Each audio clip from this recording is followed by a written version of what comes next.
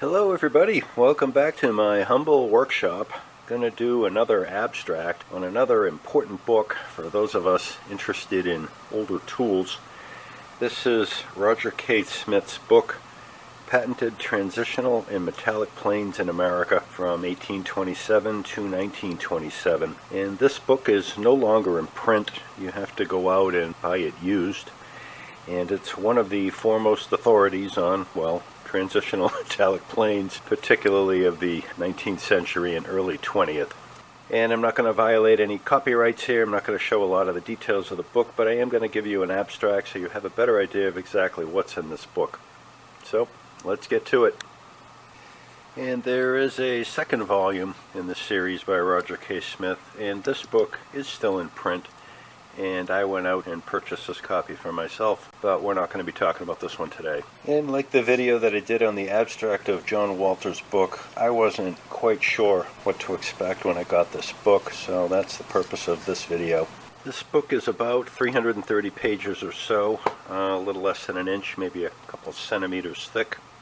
Generally, it's a very nice book with some very beautiful pictures in it. And he starts out with some acknowledgments, and as I read through this, there's actually a few names in here that I recognize from people knowledgeable of the 19th, 20th century tools. He's also got a page describing the various color plates throughout the book, which is always a nice touch. And here's the table of contents. First, metallic planes. Chapter 1, Hazard Knolls and the first metallic planes in America. Gives you a bit of a history. Searching for an efficient means of adjusting and holding the cutter is the next chapter. Chapter 3 is Pioneering Manufacturing of the Transitional and Metallic Planes. And Chapter 4 you get to Leonard Bailey and his planes. Chapter 5 up here is the Bailey Tool Company, which was Selden Bailey, not Leonard Bailey. Don't be confused. Self-adjusted and other patented plow planes. Development of the metallic combination plane. John Gage improves the tidy plane. Patented transitional planes is Chapter 9. Chapter 10 is patented metallic planes. Chapter 11, patented planes and their manufacturers. And he covers Evans Circular Plane, Jones Shootboard Plane, Boston Metallic Plane Company, Chaplin's patented planes. Whole list. Chapter 12 is interesting non-patented planes. So from various collections. Chapter 13 is Patented Planes of the 20th Century. Chapter 14 is the Stanley Rule and Lever Company, which covers a lot of the details of the type studies. And Chapter 15, Leading Competitors, and then appendix, references, biography, etc. This book has a lot of great pictures. Here's a history of the first metallic planes. This one here, I believe, is an old Roman plane. And again, beautiful, beautiful pictures.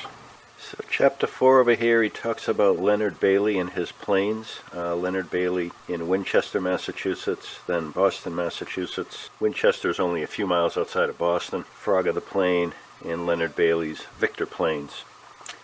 And briefly, if we go to chapter 4, here he's got some history, the famous picture, and an early Leonard Bailey plane. I've actually had the honor of holding a plane very similar to this one, where the cheek here is actually split into two pieces. And I don't understand why that is. I didn't dare take it apart. But it was quite an interesting experience nonetheless.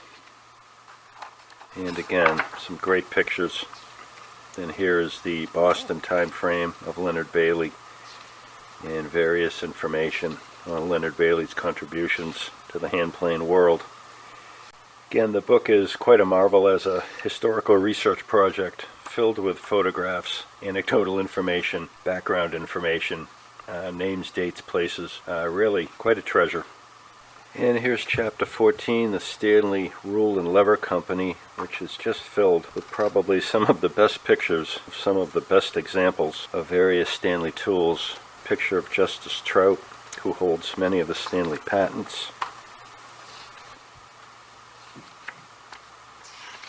And all kinds of details.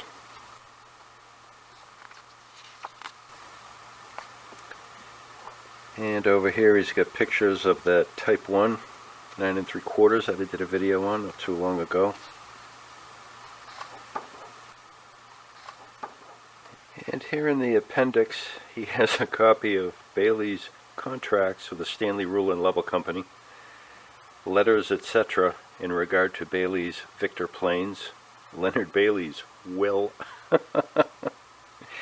important events in the history of Stanley tools, Bailey Stanley wood bottom plane types, Bailey Stanley iron plane types, Ohio Tool Company catalog, Union Manufacturing Company catalog, and samples of U.S. patent drawings.